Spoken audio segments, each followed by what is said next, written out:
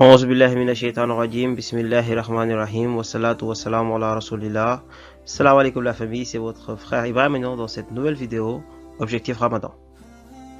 Aujourd'hui nous allons continuer l'histoire du prophète Ibrahim alayhi salam. Le peuple d'Ibrahim lui en voulait d'avoir brisé leur statut. Du fait de leur ignorance totale et de leur mécréance, ils n'ont pas compris ce que Ibrahim avait voulu leur faire comprendre. Ils étaient tellement en colère qu'ils ont voulu se venger de lui. Ils ont choisi l'un des plus rudes châtiments, à savoir le brûler vif.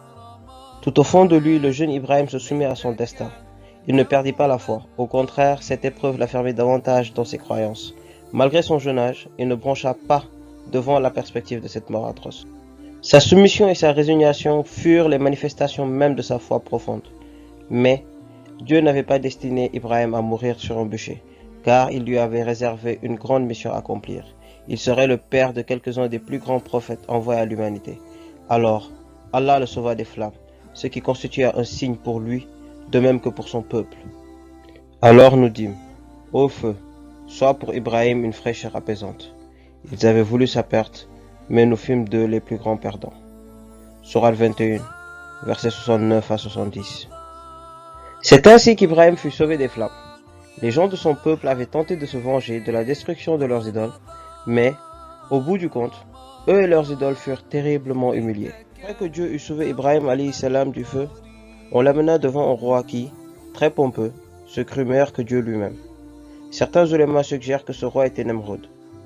Il argumenta avec le jeune homme, comme Allah le rapporte dans le Coran. N'as-tu pas considéré celui qui, parce que Dieu lui avait donné la royauté, se disputa avec Ibrahim au sujet de son Seigneur? La logique d'Ibrahim fut implacable. Ibrahim lui dit, « Mon Seigneur est celui qui donne la vie et la mort. » L'autre répondit, « Je donne aussi la vie et la mort. » Le roi fit donc venir deux hommes condamnés à mort. Il en libéra un et condamna l'autre. Alors Ibrahim ne perdit pas de temps à discuter avec le roi et sortit un argument massu qui ne pouvait que réduire l'autre au silence. Alors Ibrahim dit, « Dieu fait lever le soleil à l'est, fais-le donc lever à l'ouest. » Le mécréant resta alors confondu. Dieu ne guide point les gens injustes. Sourate 2, verset 258. Après des années passées à rappeler son peuple au monothéisme et à se voir rejeté à chaque fois, Ibrahim reçut d'Allah l'ordre de se dissocier de sa famille et de son peuple. Au moins 2 personnes de sa famille répondirent toutefois à son appel, Lot son neveu et Sarah son épouse. Ibrahim émigra donc en compagnie des croyants qui étaient avec lui. Ils émigrèrent donc vers une terre bénie, le pays de Canaan. C'est là, sur cette terre bénie, qu'Allah décida d'accorder une progéniture à Ibrahim. Et Dieu fit de sa progéniture des prophètes pour guider sa nation. Nous nous arrêtons là pour aujourd'hui, la suite dans la prochaine vidéo, Objectif Ramadan, jour 13.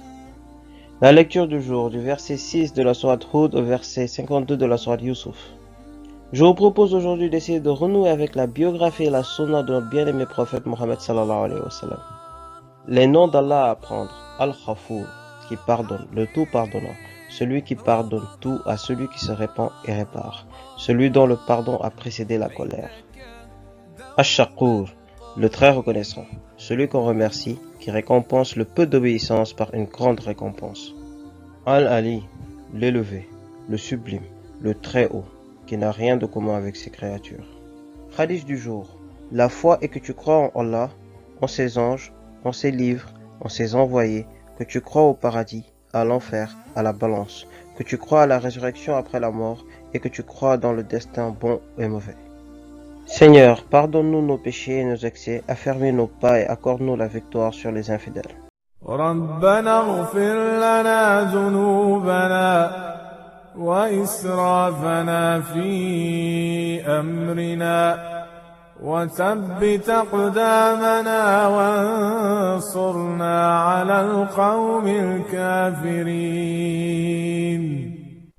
Nous voilà à la fin de cette vidéo, n'hésitez pas à vous abonner à mes différentes pages et à activer la cloche de notification pour être au courant de mes nouvelles vidéos. Moi je vous dis à demain Inch'Allah pour une nouvelle vidéo et comme toujours, respectons les consignes, restons chez nous, Ramadan Mubarak. Salam alaikum.